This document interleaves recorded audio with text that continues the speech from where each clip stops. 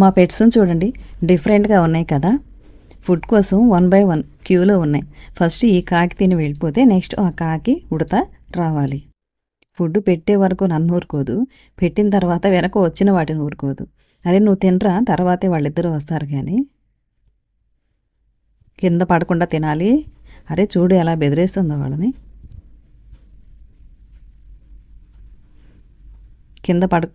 కింద పడకుండా తినడం అంటే జరగదు.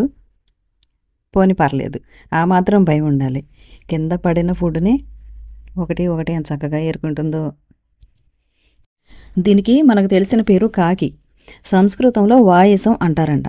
పాయసం కాదు, వాయిసం. పితృకార్యాల్లో పితృదేవతల పిండాన్ని స్వీకరించడానికి కాకి రూపంలో వస్తారనే నమ్మకం ఉంది. అలాగే శనిదేవుని వాహనం కూడా. ఇప్పటికీ భోజనానికి ముందు ఒక ముద్ద కాకికి పెట్టే అలవాటు చాలామందికే ఉంది.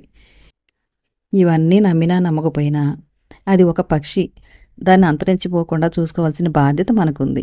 ఈ మధ్య మా ఇంటికి వచ్చిన బంధువుల్లో ఒకరు అన్నారు, కాకిని చూద్దామన్నా కనిపించడం లేదమ్మా మాకు అని. ఇక్కడ కాకులు కనిపిస్తుండేసరికి కొన్ని ఏరియాల్లో కాకులే కరువైపోయాయి.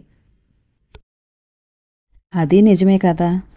కాకులు ఇతరత్రా పక్షులకి ఫుడ్, వాటర్ పెట్టి కాపాడుకుందాం. నేను చెప్పింది నిజమే అనిపిస్తే లైక్ చేయండి. మీ దగ్గరలో ఉన్న పక్షుల గురించి కామెంట్ చేయండి. ఛానల్ సబ్స్క్రైబ్ చేయండి ప్లీజ్.